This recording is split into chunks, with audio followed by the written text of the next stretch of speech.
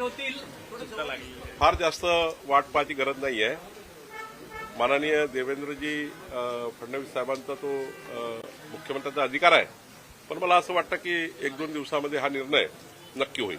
Sir, Nagpur जिल्ह्यामध्ये जात प्रमाणपत्र देण्यासंदर्भात दिरंगाई होता. हिंगणा तालुक्यामध्ये शेषनगरमध्ये अनेक पारधी विद्यार्थिनी अशा आहेत की जे शिक्षण सोडण्याच्या मानसिकतेत पोहोचले, कारण ग्रॅज्युएशन कंप्लीट व्हायला आला मात्र 2-2 वर्ष झाले अर्जावर कारवाई नाही झाली. मी त्यांची आजच बैठक घेणार आहे आणि या बैठकीमध्ये ज्या अधिकाऱ्यांनी पारधी समाजावर जाणीवपूर्वक कास्ट सर्टिफिकेट देण्याकरता अन्याय केला असेल त्यावर निश्चित कारवाई मी करणार आहे. दिरंगाई केली असेल काही अधिकारी? कारवाई करणार आहे.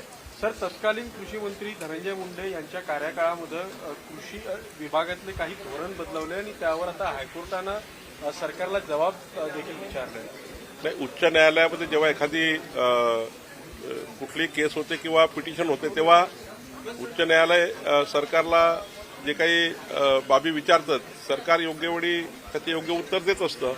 मला वाटतं की सरकार या ठिकाणी जे काही धोरण बदललं असेल किंवा जे काही काळाची गरज असेल सरकार त्याचं उत्तर देईल.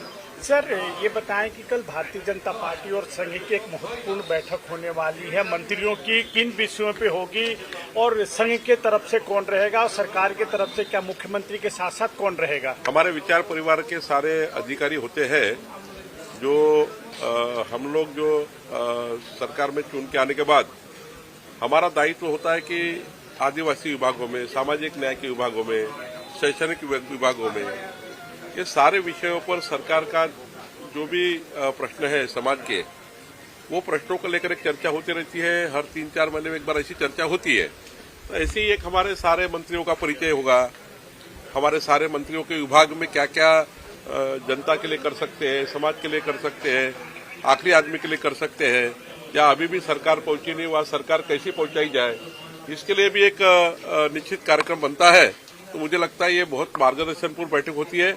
इसमें जो मार्गदर्शन मिलता है ये समाज के लिए और राष्ट्र के लिए हितकारक होता है. सर, विपक्ष कह रहा है कल एक दृष्टीने फार महत्वाची बैठक, समन्वय बैठक मानण्यात येत आहे, कारण की अशा बैठकी विधानसभेपूर्वी पण झालेल्या होत्या. सगळ्या महानगरपालिकेच्या स्थानिक स्वराज्य संस्थेच्या निवडणुकीची उद्याच्या बैठकीचा काहीच संबंध नाही आहे.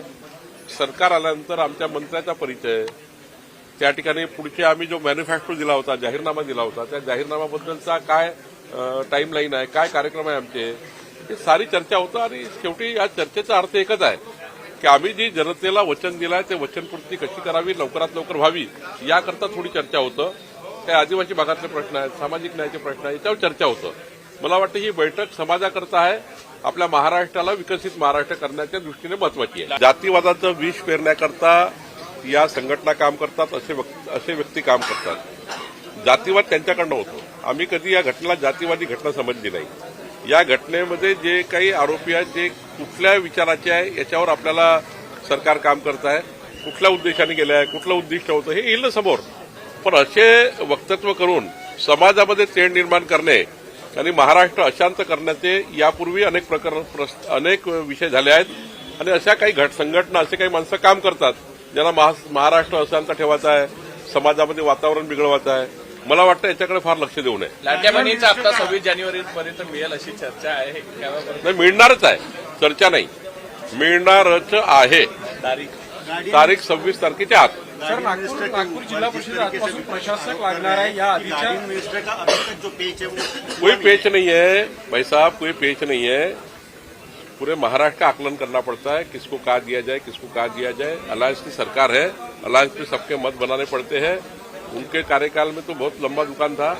उनके कार्यकाल में कोई पालक मंत्री, किसका कौन पालक मंत्री है, कौन कहा है, कोई ठिकाना नहीं था. जहाँ पालक मंत्री वहाँ सरकार नहीं, सरकार है तो पालक मंत्री नहीं, दोनों है तो प्रशासन नहीं. ऐसा काम चला है महाविकास आघाड़ी का. तो हमारी सरकार जल्दी ही करेगी और ज्यादा देर नहीं लगेगा. देवेंद्र जी आज कल में निर्णय करेंगे. सर, ये बताएं कि बीड जिल्ह्यामध्ये वेगवेगळ्या गुन्हेगारीच्या घटना थांबत नाही. पुन्हा आज गोळीबाराची घटना अंबेजोगाईमध्ये घडली आहे, मर्डरच्या घटना वाढत आहेत. तिथे बीडमध्ये एक कायदा सुव्यवस्थेची समस्या वेगळ्या पद्धतीने डोकं वळ करत आहे. नाही, ज्या पद्धतीने आतापर्यंत कारवाई झाली आहे त्या पद्धतीची कारवाई फार मोठी आहे. अनेक ज्या ठिकाणी गन लायसन होते त्या गन लायसनवरही त्या ठिकाणी कारवाई झाली आहे. आणि पुढच्या काळातही असे गोळीबार करणारे लोक आता फार नाही आहेत. मला वाटतं देवेंद्रजींनी त्याच्या पूर्ण दखल घेतली आहे. निश्चित त्याच्यावरही कारवाई होईल.